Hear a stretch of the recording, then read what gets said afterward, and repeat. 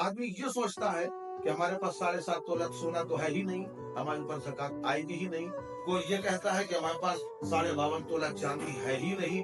अरे भाई, तो उसके साथ ये भी तो है ना कि इन दोनों में से किसी एक की रकम, तो सोने की रकम बहुत ज्यादा हो रही, मगर चांदी की रकम को आप देखेंगे तो चांदी की रकम तकरीबन 52.5 तोला 48,000 50,000 के लमसम हो जाएगी।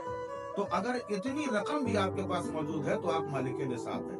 आप मालिक निसाब होने के बाद बहुत सारी जगहों में देखा सब ज़कात फंड लगे हुए हैं, ये फंड है वो फंड है, इस तरीके से आपका पैसा लोग वहां जा जाके ज़कात का पैसा दिया करते।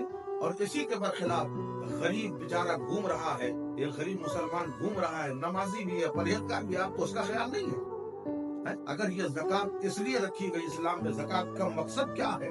ज़कात का मकसद ये है कि कोई भी मुसलमान गरीब ना रहने पाए, इसी वजह से ज़कात रखी गई ताकि हर मुसलमान मालदार हो। और आज भी आप देखते हैं कितनी ज़कात नहीं निकल रही है आपकी, हर शहर में ज़कात निकल रही है, हर कस्बे में ज़कात निकाली जा रही है, उसके बावजूद हम गरीब के गरीब हैं। उसकी वजह यह है कि हम खाली अपने रसूख देखते हैं, अपना व्यवहार देखते हैं। भाई फला साहब से हमारे ताल्लुकात अच्छे, उनके जरिए साहब मदरसे में यहाँ चली गई ज़कात, यहाँ चली गई, वहां चली गई। आपने गरीब को नहीं देखा, वाकई जो मुस्तहक उस तरफ ध्यान नहीं दिया।